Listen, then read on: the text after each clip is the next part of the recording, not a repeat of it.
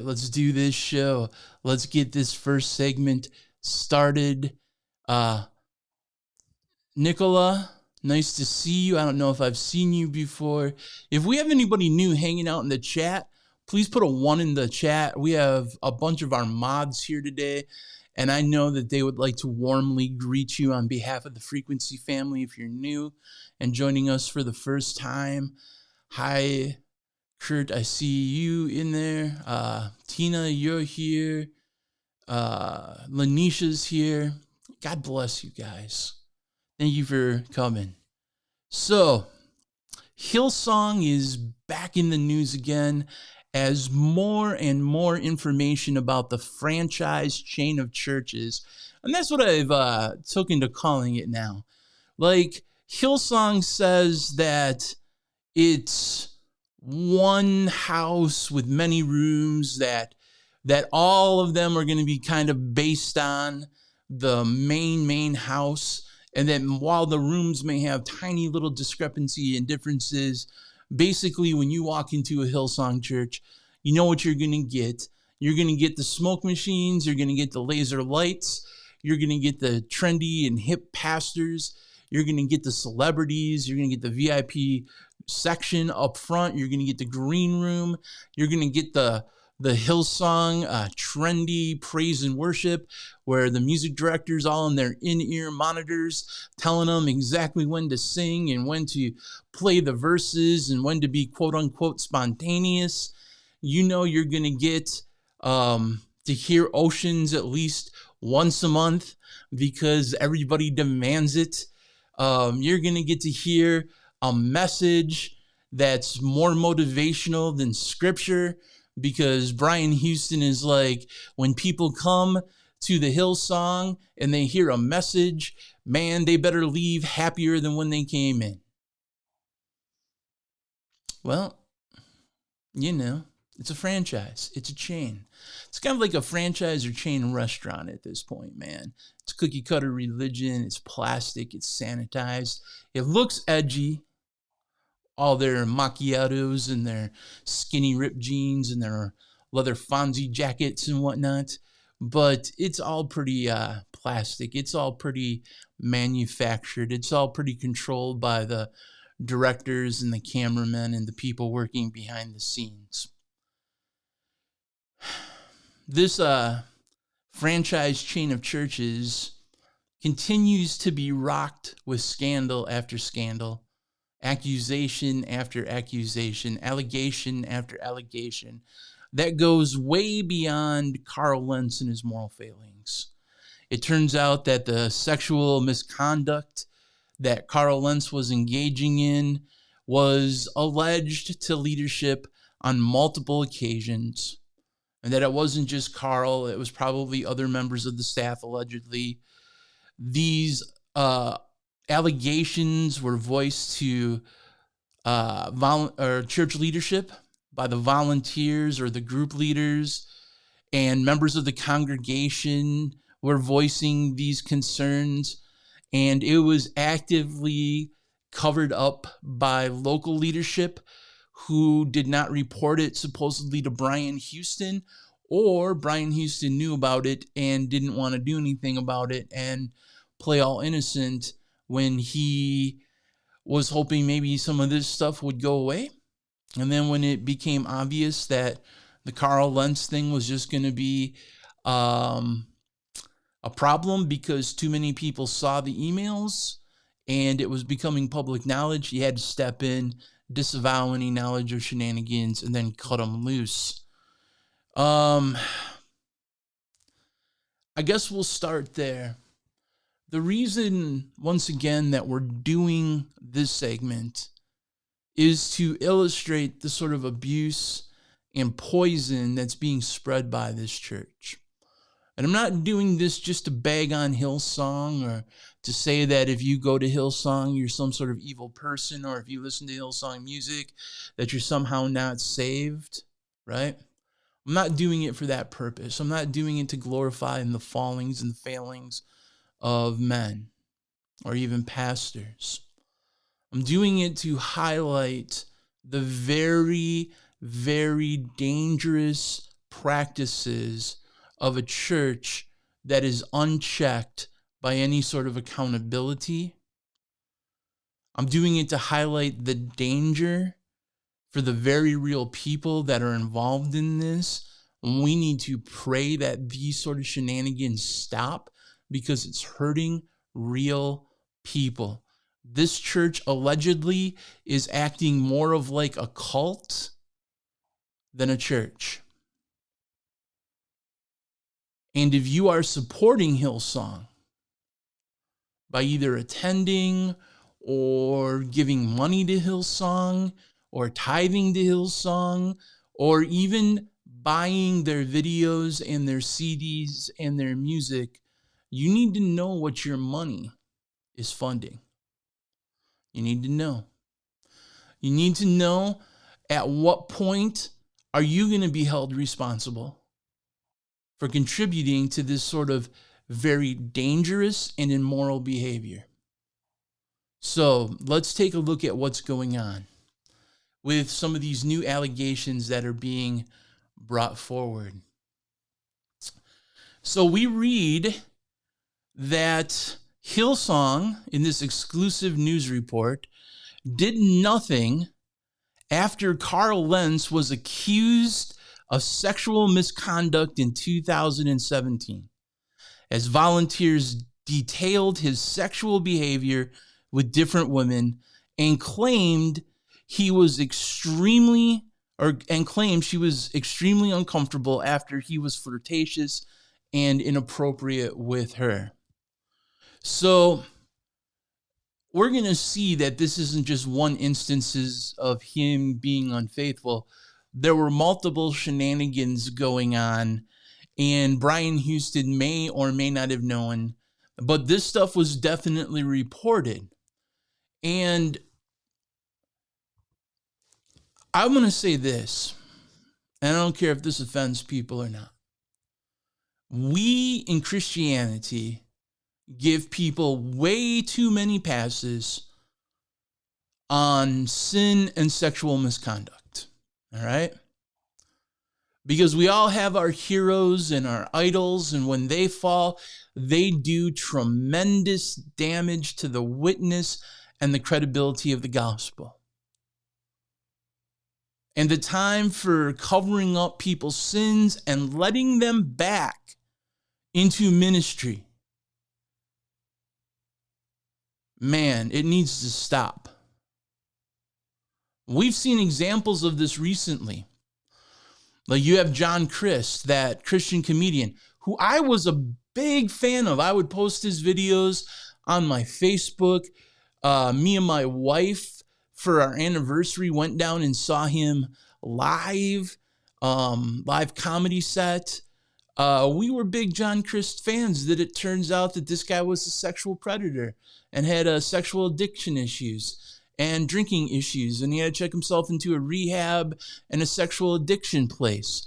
All the while, this dude was going around taking Christian money from Christians and acting Christian. And now he's back after a couple of months, and he's making new videos, and it's really sad that a lot of Christians gave him a pass instantly. Now, I understand that they're going to say, look, man, if you repent, God forgives. And I understand that. I understand that completely. But when you're in some sort of public eye, when you're representing the cause of Christ, when you're making money off of the gospel in any sort of way, whether you're a pastor or not, you publicly have to let your walk match your talk. Because if you don't, you bring horrible credibility to the gospel. And though God can forgive you personally, right? The damage that you can do by giving the cause of Christ a black eye is why Paul forbid people who had sexual and moral failings to continue ministering. Because this gospel isn't just a bunch of theology and words alone. It is the demonstration of spirit and of power. We are not only called to preach the gospel, but to demonstrate that it changes lives. Ravi Zacharias, right? The dude lied about his credentials. The dude lied about who he was and what he academically, what his background was. He was called on the carpet on it. His website took that stuff down, but Christians gave him a pass. I remember doing a show with Justin Fall, and I was talking about the scandal that Ravi Zacharias was having when he was grooming a lady to be his lover, and she was sending him nude pictures and keeping that from her husband. And she was literally in her psychiatrist's office and said, you know what? I need to tell my husband. I need to come clean. I need to seek forgiveness. She texted that to Ravi, and Ravi said, oh, if you tell your husband, I'm going to kill myself. Ravi denied it all and swept it all under the rug and said maybe I was having some emails that kind of crossed the line. And I reported that, I think, back in 2016 as a warning. And boy, did I take flack for that. Like, if you even go to our iTunes reviews, people are yelling about it when they heard that episode. Turns out that Ravi Zacharias was indeed that sexual predator that we claimed he was. He owned a spa and he did vile and disgusting things to his employees. He was a sexual predator. Now, why are you talking ill about the dead, BDK? Because I'm using this as an example. We all kind of knew that this is where it was going to end up. And when we called it out and we warned people to be careful about sharing this dude's apologetics online so that we don't become befouled in this man's sin, everybody got upset instead of doing the due diligence to use discernment. And what happened? People are now very confused in their faith because Ravi Zacharias was supposedly one of the greatest apologists of our generation. And he knew all the right answers, but he didn't live the answer. It's one thing, like I said, to know the theology, but his life didn't demonstrate that he believed it. His life didn't demonstrate that the Holy Spirit had the power to change a man like he said it did. I warned people. I said, man, don't support this guy's debate. If I was an atheist and I was debating Ravi Zacharias, I would let Ravi Zacharias get up on stage and talk about how wonderful God is and how God's law is perfect and it's a great set of moral codes that we should live by and that God has the power to transform lives. I would sit and let him do all the talking, and then I'd look right at him and say, so why were you grooming a woman? Why were you threatening suicide? Where is this Jesus that you claim? And how come he can't change your life? And then the debate would have been over.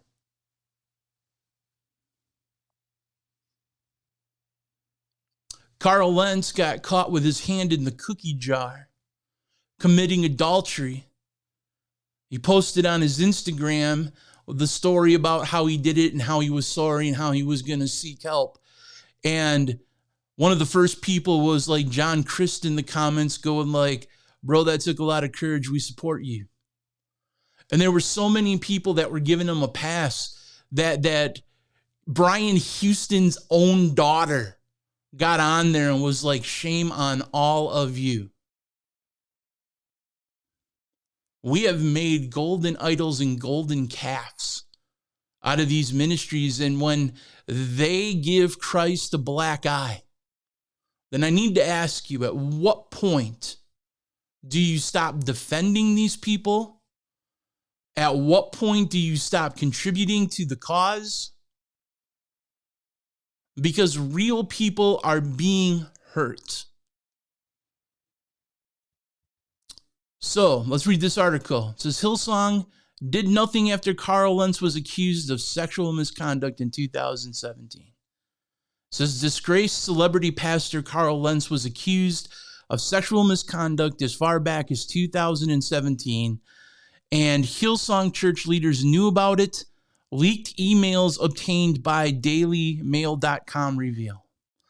Lentz's firing became public when church founder Brian Houston wrote to members acknowledging a recent revelation of moral failings by the pastor and claimed he fired Lentz as soon as he found out about his infidelity. But sources have revealed senior church members were warned of Lentz's inappropriate sexual behavior over 3 years ago. According to one insider, in July 2017, a Hillsong member wrote to one of the church's directors an email with allegations that some Hillsong leaders were texting nude photos to female volunteers, and that Lentz had been accused of making one volunteer extremely uncomfortable after he acted inappropriately and was extremely flirtatious and had been involved in inappropriate sexual behaviors with different women. Now, if these allegations, and I'm saying allegations because I don't want to get in legal trouble, but if these allegations were true, and that some Hillsong leaders, not only Carl Lentz, but other Hillsong leaders, were texting nude photos of their private parts to female women, it should have been the end of it right there. If one of the members wrote one of the church directors and said, yo, we got pics that are extremely inappropriate being sent to the ladies,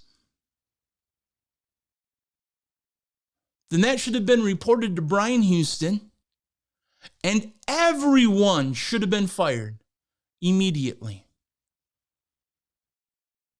Instead, everybody was like, hush, hush, let's sweep it under the carpet, because back in 2017, Mr.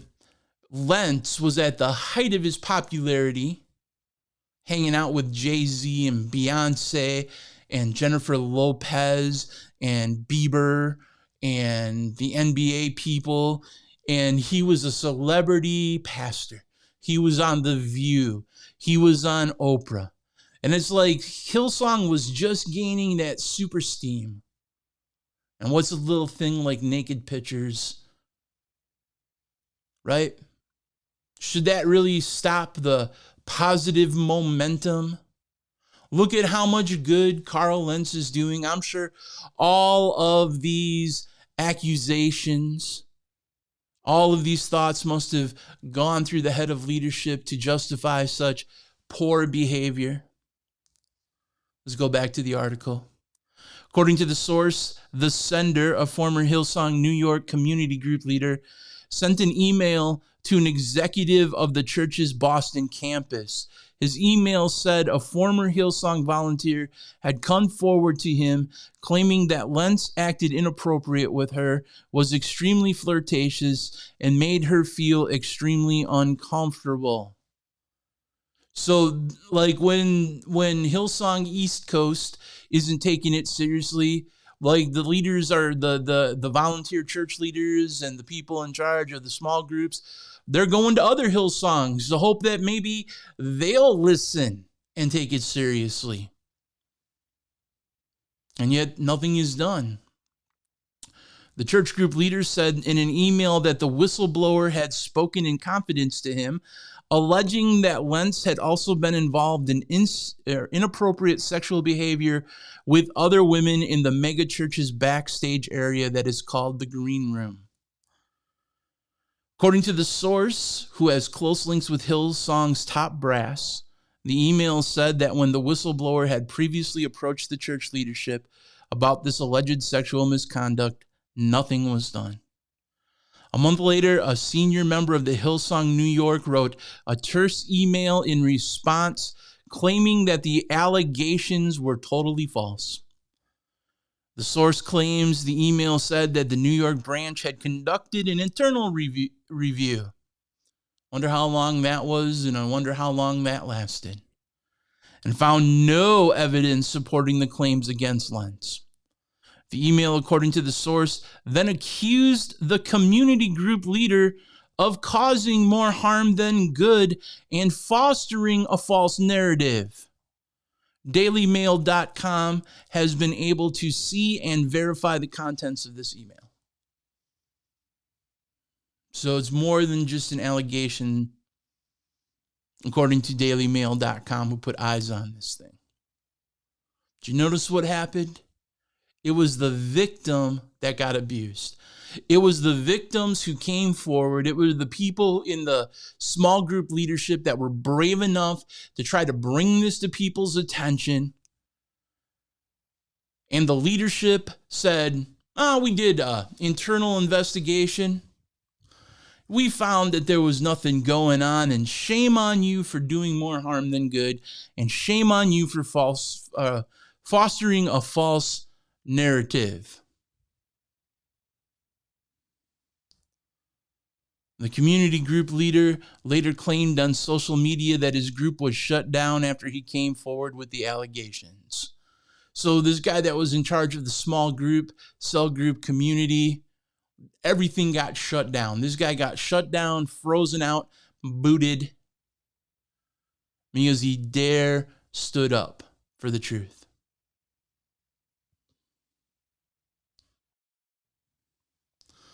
Nicola, you're from Ireland? Good on you, bro. Good on you. Thank you for joining us all the way from Ireland, sir.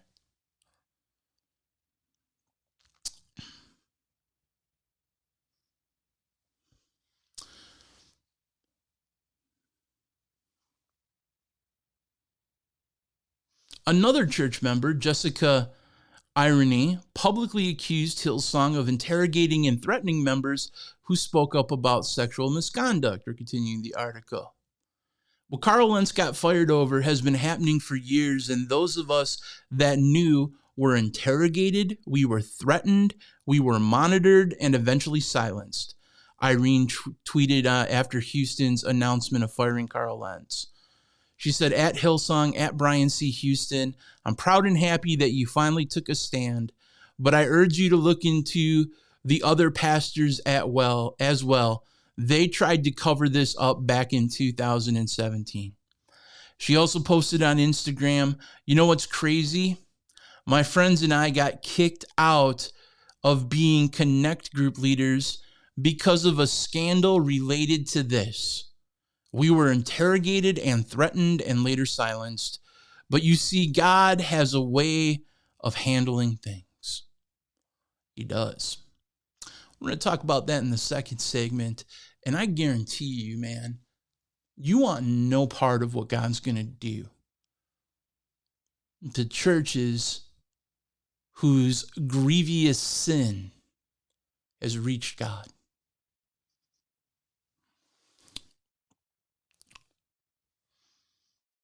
This week, DailyMail.com revealed an audio recording of a meeting of the church executives and top donors held around November 19th, in which Houston revealed allegations that Lentz had more than one affair, but claimed he knew nothing about it until days before the scandal emerged. It was more than one affair, they were significant, and at least some bad moral behavior had gone on back historically, but not necessarily those affairs, Houston said in this recording. I can honestly say before God, the first time I heard any moral complaint against Carl was when the Hillsong East Coast Chief Operating Officer, Tolu Batters, contacted me. Now, if that's true, and Brian Houston knew nothing about it, which personally, I don't know if that theory holds water, but I can't prove that one way or another, so I'm not going to make that allegation. But if he is to be believed that he knew nothing until it was reported to him, then it was at a local leadership level that they conspired to keep it from him. Meanwhile, they shamed the people coming forward on behalf of the victims. They shamed the victims. They kicked them out. I mean, Hillsong is supposed to have this reputation of they go to the lost and they reach the young, all the young people. They reach them. They help them. And that's their priority. That's their mission. And in reality, these people are nothing more than a commodity, a customer for their chain of church restaurants.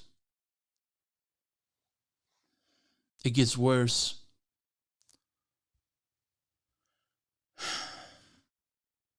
Because not only were people being sexually abused, they were being abused in other ways, and now this is starting to come forward as well.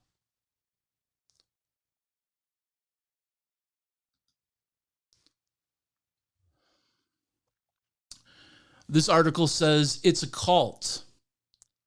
Hillsong members claim that the church demanded slave labor, and they did much more than that. You see, as we read this next article, we are going to find out that not only were people commodities, but at the training level, when they went to the Bible colleges, the Hillsong colleges and things like that, they were treated so horribly. Hillsong looks like this fun, energetic place where everybody's having a good time and it looks like a rock and roll concert. But in reality, underneath the surface, man, people are alleging that this thing is more of a cult than a church. Let's dig into this article real quick here. It's a cult. Ex-Hillsong members claim church demanded slave labor. This house of God is run more like a corporation or a sweatshop than a place of worship. So say former members of once celebrated, beloved megachurch Hillsong, who continue to keep coming forward with stories slamming the institution as more of slave labor than sanctuary after the bombshell firing of adulterous pastor Carl Lentz. Quote, "It's like you work for a major company, only worse." Nicole Herman, who helped found Hillsong LA in 2013, told the Post. This is the New York Post, by the way. Herman alleges the abuse of volunteers was real by Hillsong leadership to fulfill their petty needs, which was a practice called honoring leadership. Herman was reminded of instant cup noodles. Leaders think that they can just add water, no emotional investment is necessary, and you suddenly get a flock of loyal, unpaid laborers. As a former service pastor, I was beneath the senior pastors, but I did everything, Herman says. In her 7 years working for the Australian-born temple chain, she routinely watched its cult of personality enchant wide-eyed parishioners. This weekend, Herman made her Instagram public so that anyone could reach out with church-related complaints. I'm here to help anyone with a broken heart, as well as a million other amazing people who left this cult, she wrote in an Insta story on Saturday. She says she has been inundated with traumatic Hillsong stories. Yolande Bosch was so disturbed by her time at Hillsong that she and hundreds of other former staffers, students, and volunteers are looking for legal representation so they can take a complaint of what they claim is industrial slave labor as defined by the Parliament of Australia. Keep in mind that the main Vatican, so to speak, where Pope Brian Houston resides, is in Australia.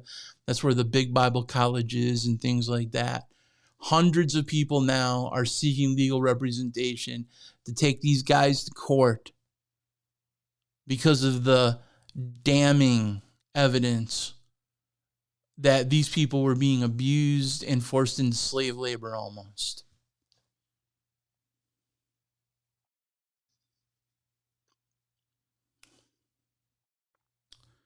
They convinced me to drop everything I was interested in becoming The Sydney-based interior designer, now 32, told the Post of her experiences at the church's Ephonamius College in 2012. So this was going on back in 2012 too. Bosch claims that after a representative for Hillsong College, the school affiliated with the church, persuaded her to give up her film career and move from South Africa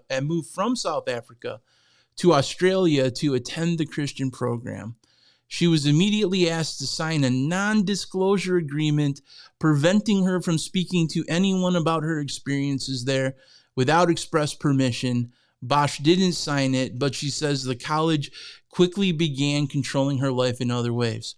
Now, if you attend a Christian Bible school or a church, and part of your membership or part of your student life includes legal documents that they want you to just sign non-disclosure so they can sweep things under the rug and sue you if you speak about stuff, run.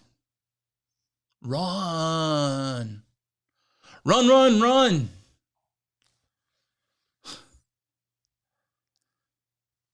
She continues and says, you had to ask a pastor's permission to date.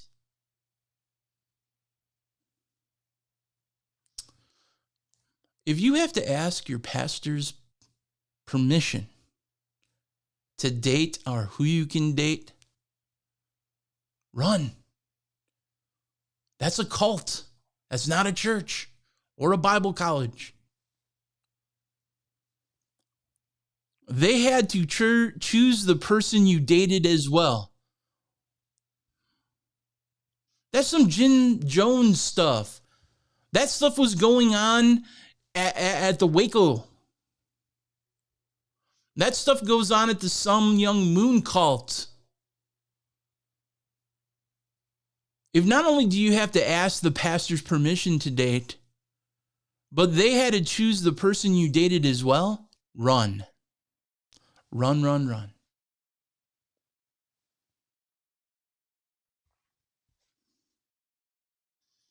If they didn't think your relationship is what they like, they'll tell you it's not permissible, she said. When a student snitched on her for sleeping on the couch of a platonic male friend after a housing mix-up, the pair weren't even allowed to talk again, according to Bosch. She was moved into a female dorm where Bosch says the administration encouraged the other residents to regularly bully and stalk her, reporting on her daily purchases as a Hillsong assigned mentor. They would pretend like it was normal for them to follow me around. There was also pressure to be more feminine, Bosch claimed. They were obsessed with trying to change me. They tried to break me down, she said of a constant insistence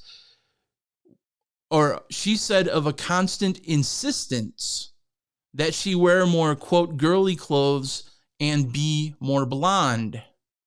They hated my black hair. They told me it looked demonic.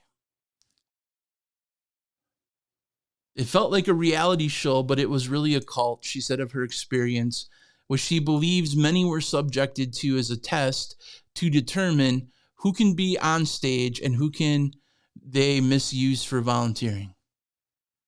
So like if you want to be on stage, if you want to be in the spotlight or the worship band or have a leadership role or anything that's going to bring you a modicum of pride or fame, then you're going to have to go through some pretty rigorous shenanigans. After 6 months at the school, she was assigned a second mentor, a Hillsong College campus manager. Feeling trapped, she began attending another church on Sundays. But Bosch said her mentor stopped her. When they found out she was having worship evenings with friends, she alleges she was further restricted, disallowed from going to certain public places, and was made to quit the retail job she was working on to make ends meet. She was also removed from the choir and instead was put into the school's refresh program, where she performed unpaid manual labor, including 20 consecutive hours at one conference. She alleges that some of the students she met in the program became so burnt out they were suicidal from these experiences. So, like, if you are worshiping at home with other friends or you visit another church, oh boy, time for the re-education program. I mean, the re-education camp. I mean, the refresh program. Oh, it sounds so nice. So refreshing. Her visa was often threatened as a tactic to keep her in line, Bosch claims. Shortly before a huge annual conference in late June, Bosch became sick, but she said that she was discouraged from seeing her own doctors and made to visit the Hillsong doctors. If a church is like, no, you can't visit another church,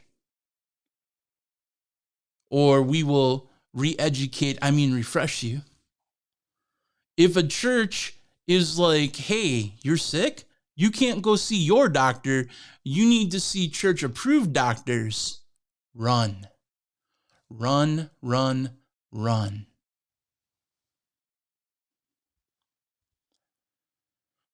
They have everything done in-house so that nothing can slip out or get out to the public, she said.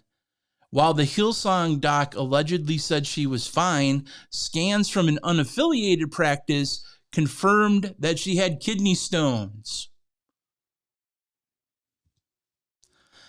After being threatened with failing the Bible school or flunked out, she worked the conference anyways, but ended up passing out during her shift after scrubbing toilets for hours, Bosch claimed.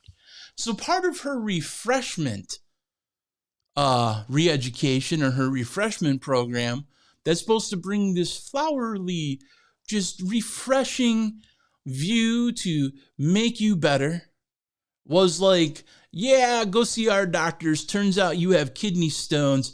But hey, as part of your refreshment livelihood and your refreshment process, go scrub toilets for 20 hours during a conference until you pass out from those kidney stones.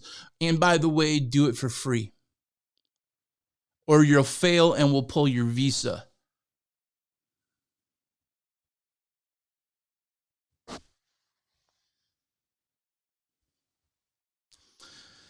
In addition to refresh, Bosch claims she was also expected to do free labor in the form of babysitting pastors' children, sometimes until midnight, which she considered a stark contrast to the extravagant expenses she saw put on display in the forms of conference guest packages and pastor amenities. So she's basically, along with other students, basically, who in the hundreds are alleging these shenanigans are going on and seeking actual legal representations because of the shenanigans. They're working these conferences unpaid, scrubbing toilets, doing all of this stuff, basically being slave labor, babysitting the pastors' kids and all the pastors who are flowing in from the conferences, babysitting their kids so that the pastors can go and eat steak and lobster dinners, have extravagant meals, get extravagant guest packages like the swag bags full of extravagant gifts, being put up in the finest pastoral amenities. Sickening, man. Sickening. In 2014, a year after becoming a very involved attendee and volunteer at the New York, Jersey Hillsong branch, the woman was introduced to and began babysitting for Josh and Leona Kimes. The pair are now lead pastors at Hillsong Boston, but Leona functioned as the personal assistant of Lentz and his wife Laura. At the time, the woman said, once one of them got me, I just kind of went down the line of pastors, she told the Post. In her 5 years sitting for various pastors, she alleges she was routinely underpaid, was paid late, or not paid at all. I would be working 10, 11-hour days. I would get paid, and then I wouldn't go in my car and count my money, and 9 times out of 10, the amount wasn't correct, she said. It was never my rate. Instead of the $15 an hour they agreed to. She would regularly be paid 8 or 10 an hour, and often close to a month after she worked her shift, the woman claimed. The Post was unable to reach Pastor Kim Neese. Even when I did say, hey, you shorted me $50-$60, it was brushed under the table. They just expected people to work for nothing. As we're going to see in our next story,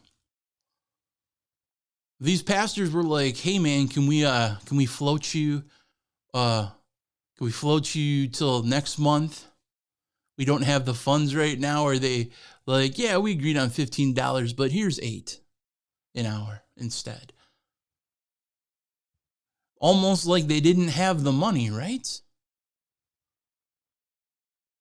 And yet they're wearing $100 tennis shoes and partying on yachts and handing out extravagant gift bags in the green rooms, like doing all kinds of shenanigans, but couldn't afford to pay the people they were abusing $15 an hour to babysit kids for 10 hours at a time. Just expecting them to do it for free as that good service. So where did all this money, because Hillsong, man, they make millions and millions of dollars through tithe monies, right? Through church offerings. They're one house with many rooms. There's Hillsong franchise chain restaurants or churches all over America, all over Europe, all over the world, in Australia, and all these places. And then you think about the billions of dollars they make off of CDs, music downloads, videos, training courses, and their Bible colleges.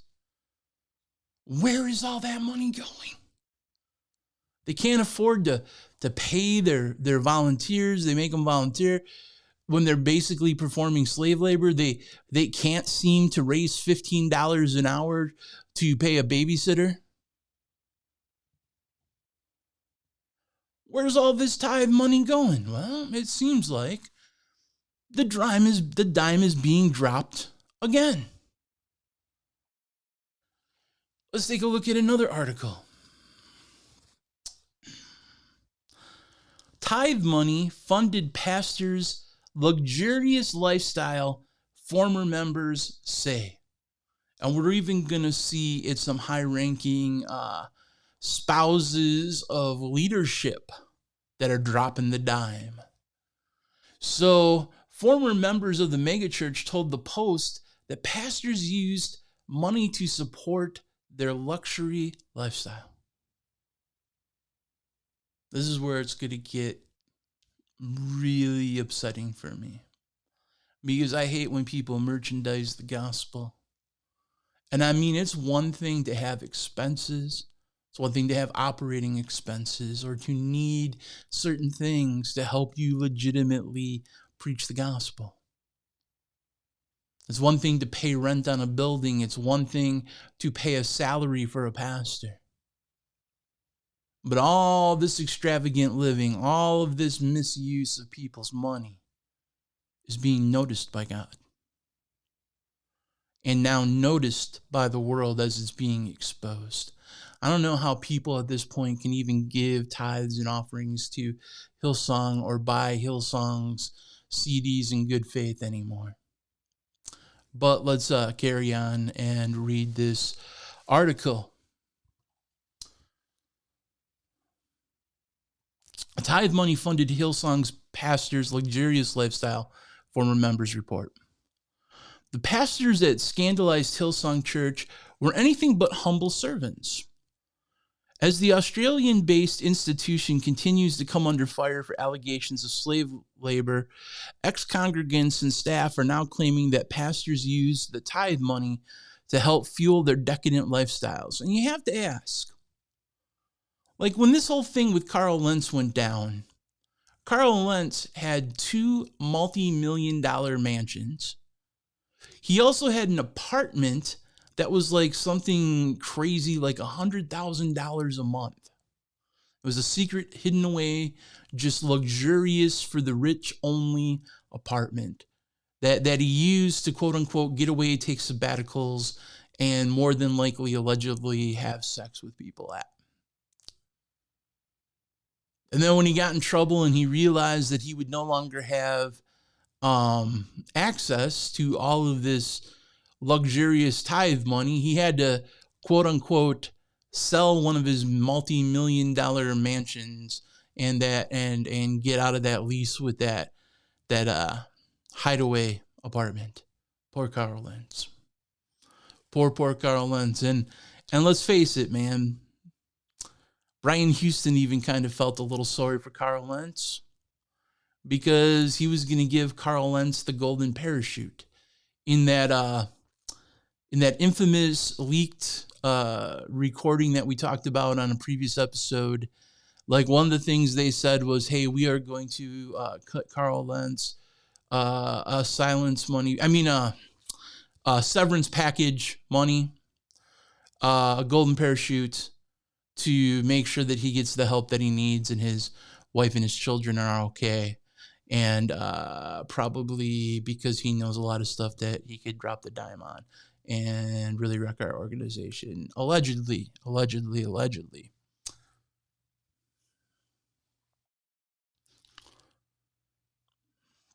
At Hillsong, New York, many pastors frequently splurged on fancy restaurant meals, designer clothes, and weekly manicures while living in the same Kent Avenue, Williamsburg high-rise and zipping around the neighborhood on ATVs, disgusted former members told the New York Post. Indeed, it appears that once celebrity beloved star Carl Lentz, who was canned in November after admitting to cheating on his wife, wasn't the only one with a fondness for costly shoes and million-dollar real estate. Pastors and staff apparently freely use debit-like PEX or prepaid expense cards for whatever their hearts desire, several former members and staff told the Post. So former members of the church and the staff who were part of this whole tithe counting, loading money on these prepaid expense cards are coming forward and dropping the dime on them. The source of the funds was money donated or tithed by members, said former Hillsong LA service pastor Nicole Herman, who personally loaded the funds onto the PEX cards. I was instructed to fill them, said Herman, who helped found the church's California branch in 2013. We had a team count the tithes after every service, and then they would allocate X amount of money for the PEX cards. So they would take the offerings, the tithes and the offerings, they'd go into the back room, they'd count everything up. And they would say, out of everything we take, a certain percentage will go on these personal expense cards, and we'll just hand them back out to the leadership. And if they're walking down New York Street and they want to use their personal expense cards, their prepaid debit cards, to buy a 500 pair of Yeezy kicks or a trendy $1,000 Fonzie jacket, or if they want to go to a very expensive haircutting place and get their fade touched up every other day so that they always look good on the camera, if they want those Pilot Gucci glasses, man, they just walk in, they just take these cards, they just start cashing things out. Who cares? You want to ride around on an ATV, if you want to, do all this stuff, do it. It's only tithes and offering money.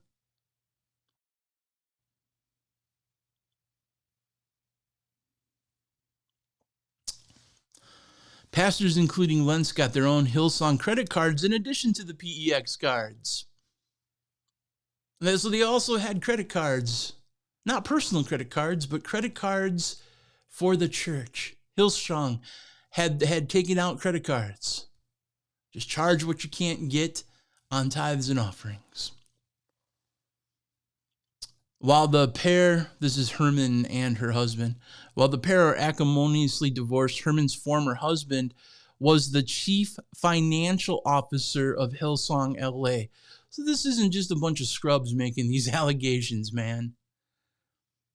Everything on the PEX card had to be refilled through him, she told the Post, confirming that none of the money was coming from anywhere else besides the church tithes. Herman's ex did not respond to a request for the comment. Recently, lawyers involved in the internal investigation into Hillsong East Coast branch, launched after the firing of adulterous Lentz, contacted Babbitt and asked if she ever had to explain the purchases she made with PEX cards, a typical step for all business card users. She was never told to reconcile anything, she said.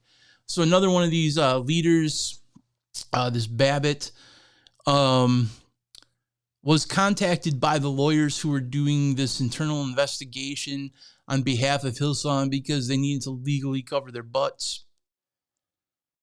She was asked to explain if she ever had to explain the purchases she made with these personal expense cards. Did they have to keep a record? Did they have to report it to the church? Did they have to account for the pennies spent? Did they have to do the due diligence of showing where the money went? No. She was told that she never had to reconcile anything, just spend it willy-nilly.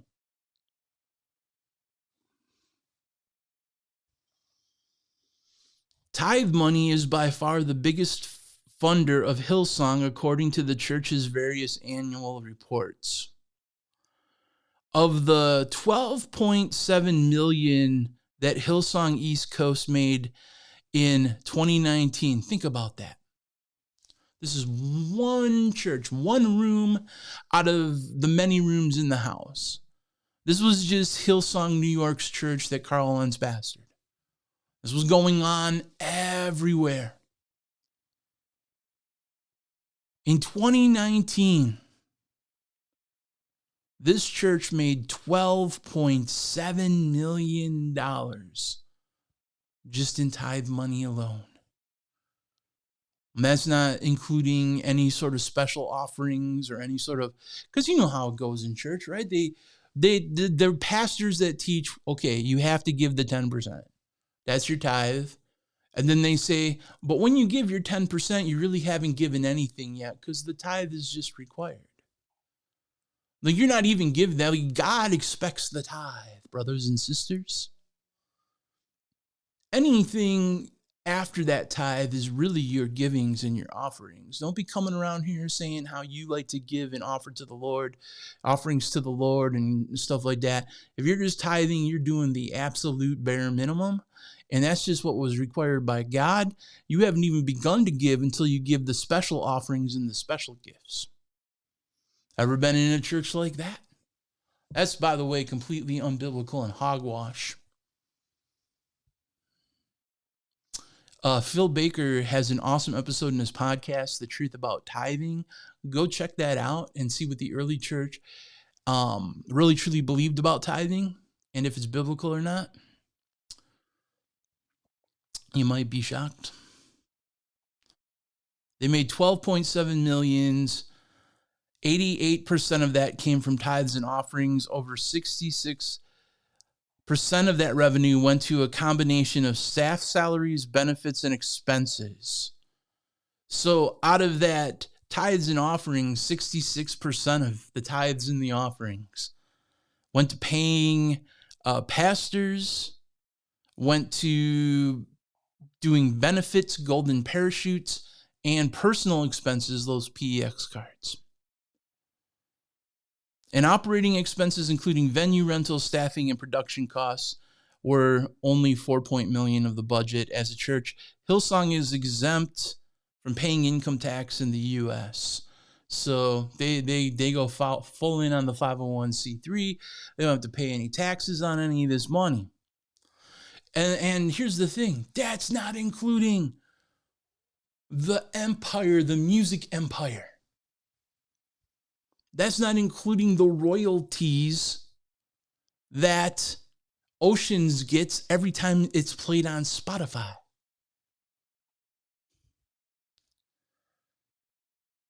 The article continues, Hillsong did not return repeated requests for comment on many instances of excess spending that former members claim they witnessed throughout the years of administrative work at the beleaguered church.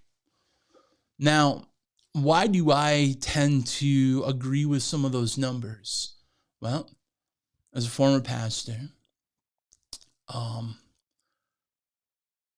we kind of have a universal recommended budget, right? Most evangelical churches have this budget. It's a financial planning budget for how to run a church and a ministry. You can find this online. It's well known. I've been aware of this for years. You can look it up as a financial leadership report in conjunction with the Evangelical Christian Credit Union. This study was done in 2013, and it was done as a study of churches and sound financial advice given to evangelical Christian churches by the Evangelical Christian Credit Union as an operating budget skeleton or outline that churches should generally follow if they want to be profitable. And by the way, the church's call from Jesus is not to be a profitable organization. Okay? Because what does it profit a man to gain the whole world and lose his soul? Jesus says that we are to store up treasures in heaven, not on earth. Jesus isn't calling us to build an empire and to become profitable. The early church sold most of its possessions and held everything in common so that when people needed some sort of assistance from the actual church, they could help out. But let's read this study real quick here. The following percentages, however, provide ranges that give some framework for a typical church budget. You should spend 10% on missions and giving. So that's giving outside of the church. 20 to 40% should go to church ministry, which is church programs and administrations.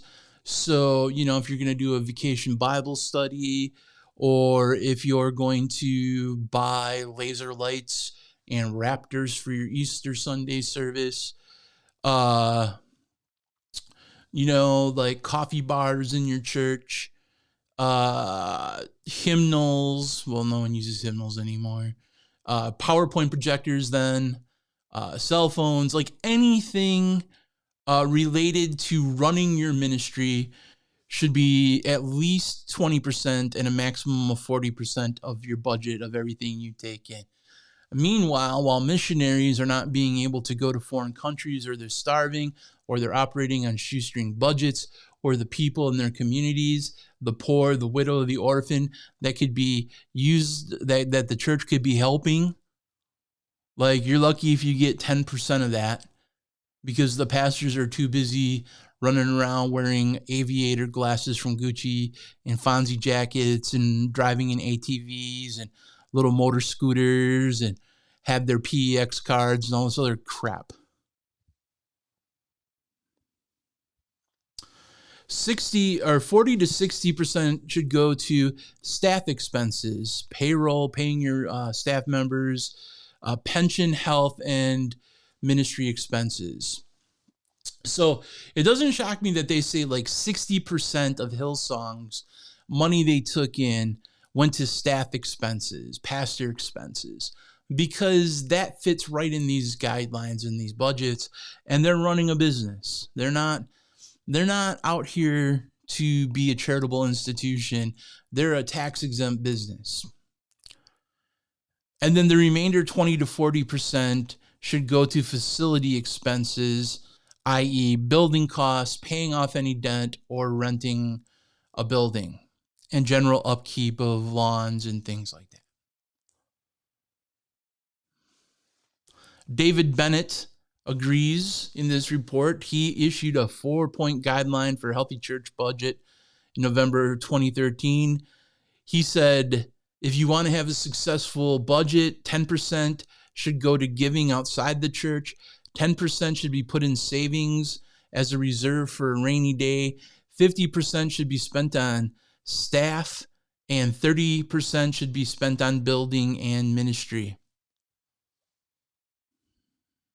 How did we get so far away from the gospel of Jesus Christ?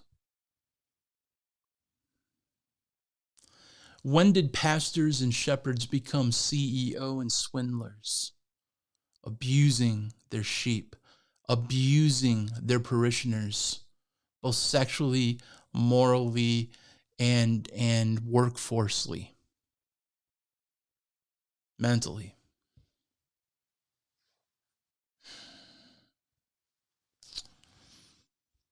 We got one more story, and this is the worst one of them all. And you're like, BDK, how can it get any worse than this? Let me tell you.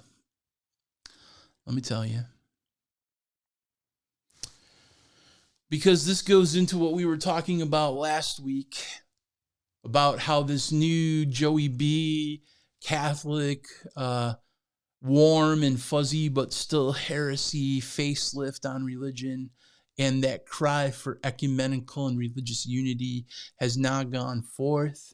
And anyone outside of that is an extremist and a terrorist and a domestic insurgent.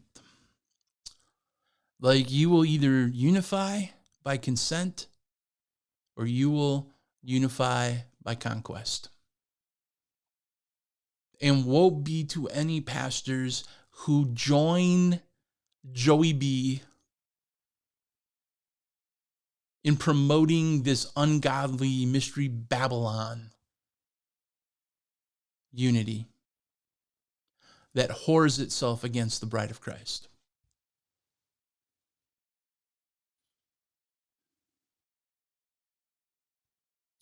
Let's take a look at this story real quick.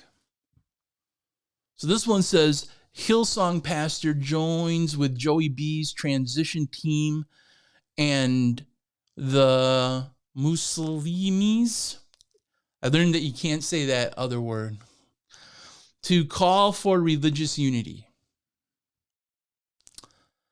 So now these Hillsong pastors are like, hey, let's join Joey B. Let's join the transition teams. Let's join with people of other faiths. And let's respect and let's help call other people to this religious apostasy. I can't make this up. I kid you not.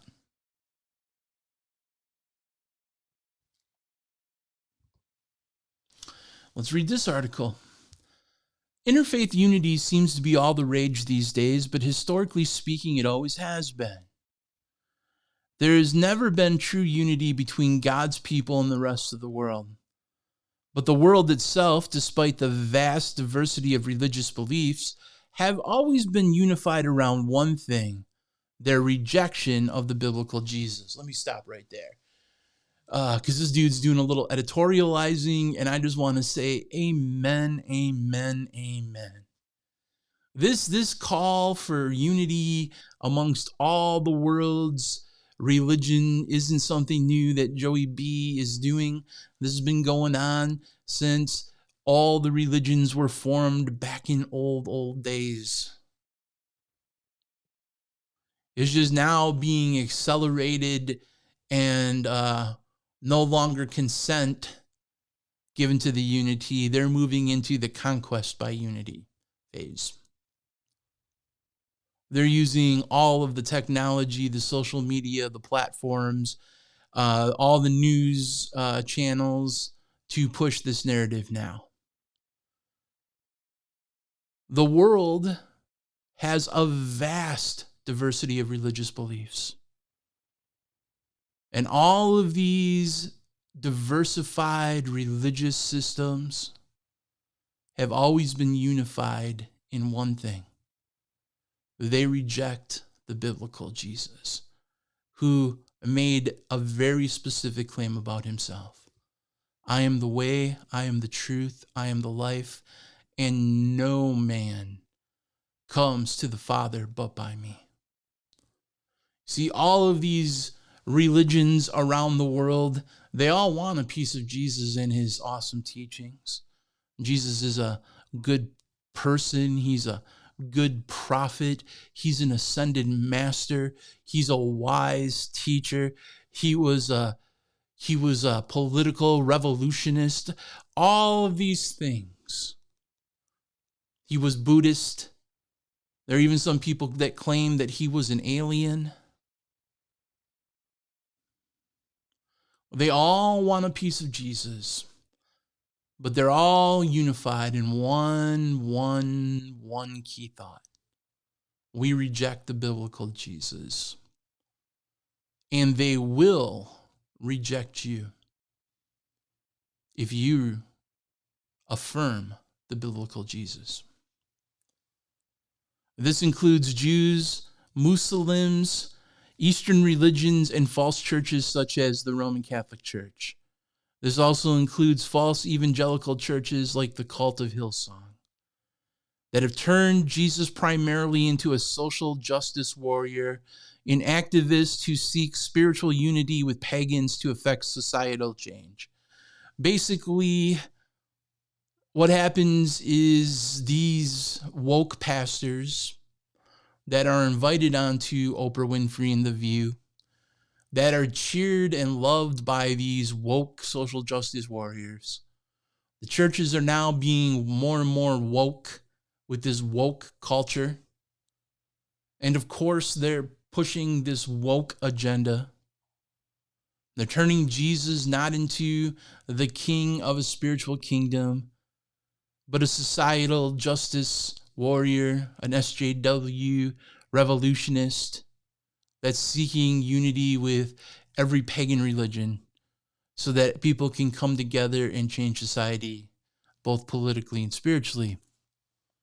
The article says, and this is right where Hillsong Church is, Christine Kane, one of Hillsong Australia's pastors, is teaming up with Jews, Muslims, and even Joey B to call for spiritual unity and societal change in the public square. Once again, that is Christina Kane.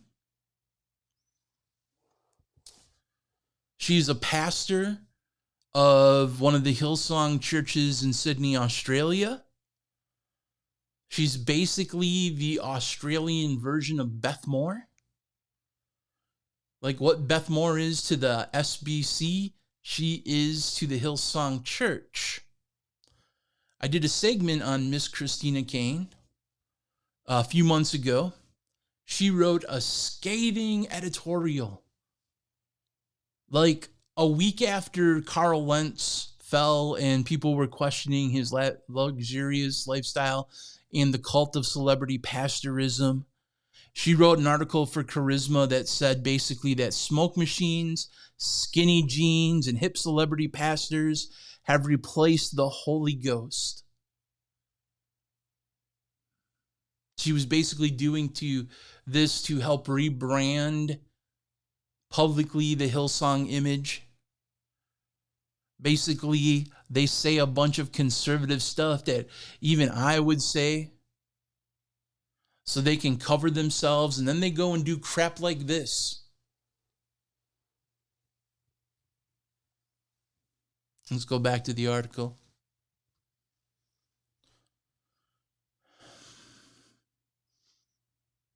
And this is right where Hillsong Church is. Christina Kane, one of Hillsong's Australia pastors, is teaming up with Jews, Muslims, and even Joey B to call for spiritual unity and societal change in the public square. In a roundtable discussion on Thursday, which is open to the public, Kane will join Islamist Dalia Mohagdid and a Jewish professor, Amy Jill Levine, and will be, according to the registration website, discussing the topic of religion in the public square, the importance of multi-faith relationships, mending the divide in our nation, repudiating sex trafficking, and more. The call will also feature Josh Dickinson, the National Faith Engagement Director for Joey B's administration transition team, who will deliver the greetings from the Joey B team and briefly discuss how we can unite to build civility in order to address societal challenges.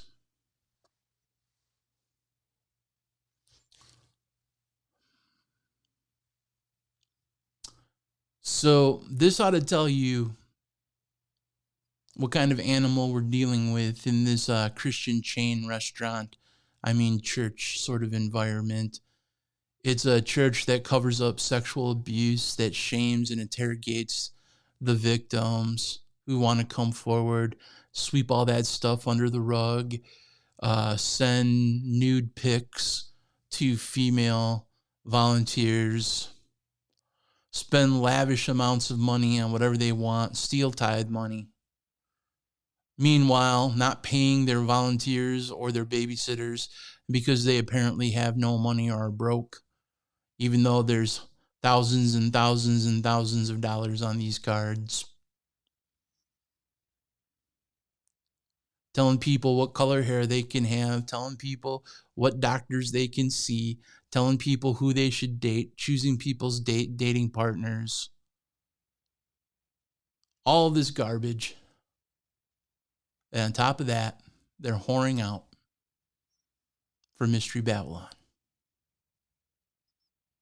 Run. If you are part of this church, run. If you are supporting this church, run. If you are paying for this church, if you're listening to Oceans on Spotify, you're giving money to this cult of harlotry and abuse. It's coming from your pockets, and you are supporting this garbage. You're supporting it. So, we know that these people are bad. These shepherds are bad. What responsibility do the sheep have? Let's take a look at what the Bible says. In Ephesians chapter 5, 6 through 7, and 10 through 12, it says this: "Let no man deceive you with vain words. For because of these things cometh the wrath of God on the children of disobedience. Be ye therefore not partakers with them. Test and prove what pleases the Lord. Take no part in the unfruitful works of darkness, but instead expose them. For it is a shame to even speak of those things which are done of them in secret." Let's start at the end of that passage. It is a shame to speak of these indecent deeds done in darkness. It's a shame to be sending nude pics of yourself to female volunteers. It's a shame to treat people like cattle and resources. It's a shame to abuse people. It's a shame to shame witnesses that are coming forward. It's a shame to commit adultery multiple times on your wife and break up your family and your children. It's a shame to steal money that people give. It's a shame. But that's okay, because these are the children of disobedience. We know who they are.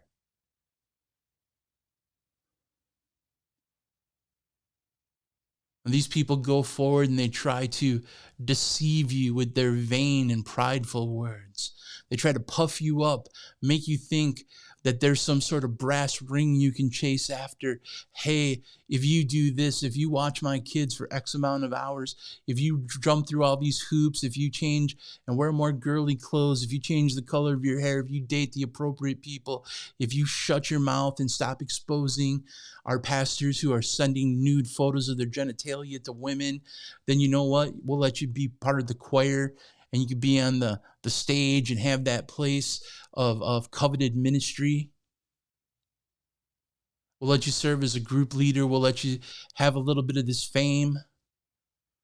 We'll let you work the green room, and then you can rub shoulders with the Biebs. You can rub shoulders with the Jay-Z's and the Beyoncés. You can rub shoulders with all the celebrities.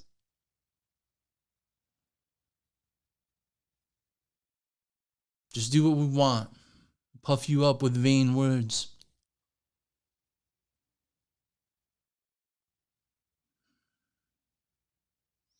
There's coming a day of judgment.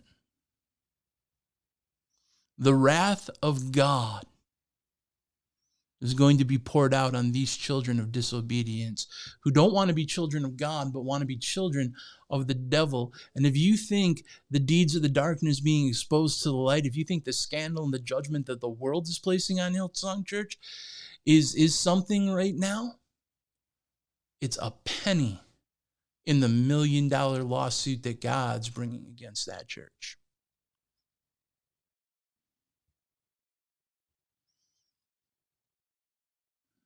And man, you don't want to be part of that wrath. You do not want to be partakers with them.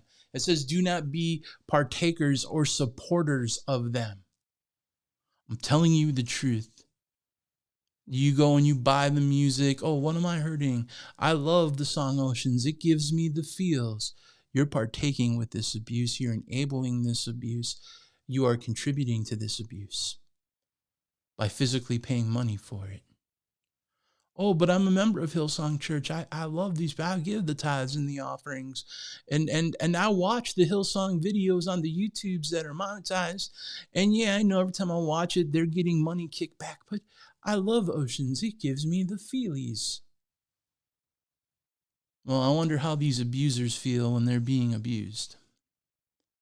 And I wonder if God will hold you blameless for participating in this work of darkness. Instead, we are to have discernment. We are to test these things. We are to prove and stick to what pleases the Lord, even if that doesn't give us the feelies. We are to take no part in the unfruitful works of darkness, meaning that these people, they all said, what we're doing here in these churches is the works of light. We're saving souls. We're making people feel better than when they come in. We're introducing people to Jesus. They're getting the feels when they worship. But just like smoke from a smoke machine can't replace the Holy Ghost, there is no fruit in these works. They're wax fruit, much like these fake grapes over there. Take no part in these unfruitful works of darkness. Do not support these fruitful works of darkness, but instead expose them. Bring them to the light. Warn people like we're doing right now.